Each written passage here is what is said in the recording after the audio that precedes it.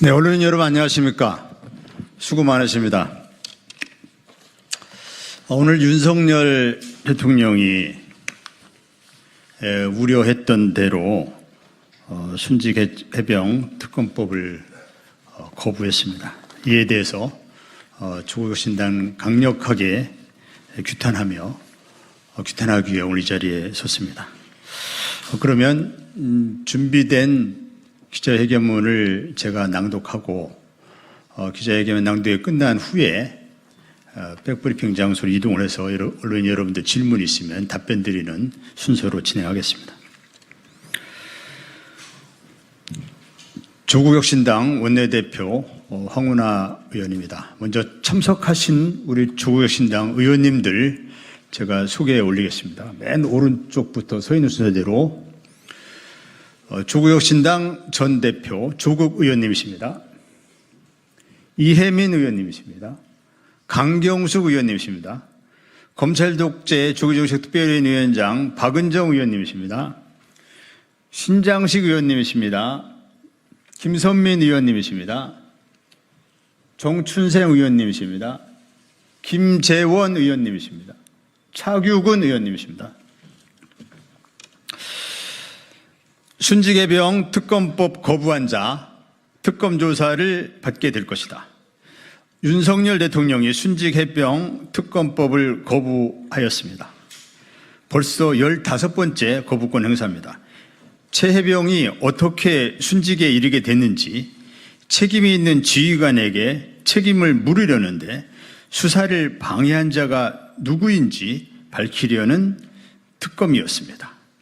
지난 4월 10일 총선 이전부터 줄곧 국민 60% 이상이 찬성한 특검법이었습니다.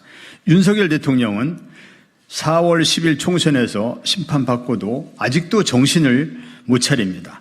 순직해병 특검법에 대한 거부는 민심을 거부하는 것입니다. 대한민국은 민심을 정면으로 거슬러 도전한 대통령을 가만두지 않습니다. 조국혁신당은 그 민심을 받들겠습니다.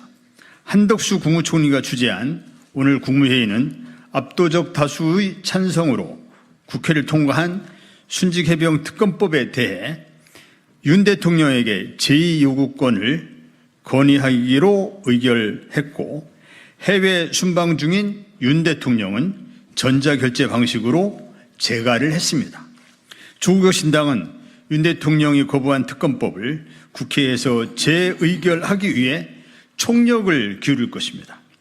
국민 눈높이, 민심을 거론하면서도 이번 특검법에 반대했던 국민의힘 의원들 설득에도 적극 나설 것입니다.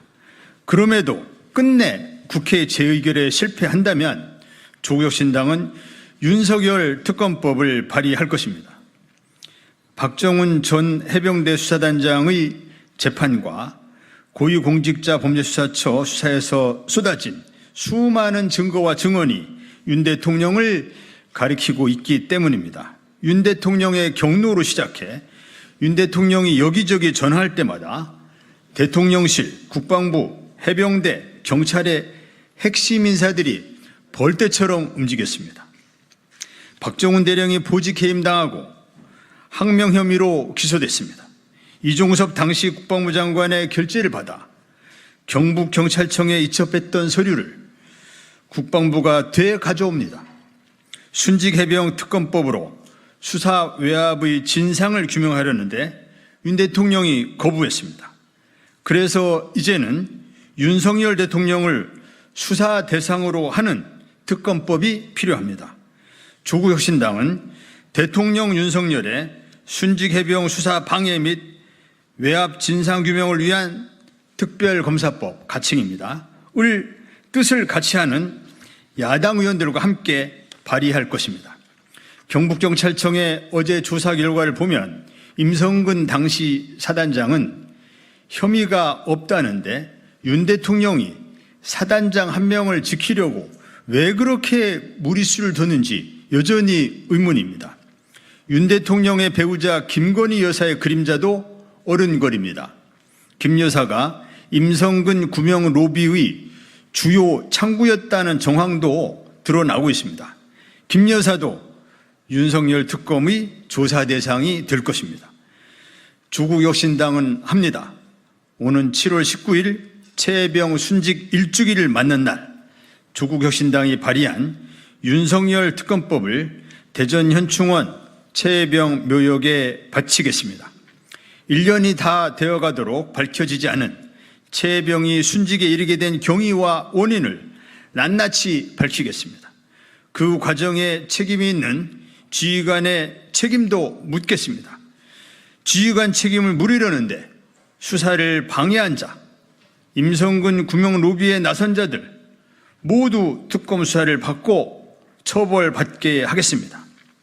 2024년 7월 9일 조국혁신당 의원 1동 이상입니다. 수고했습니다.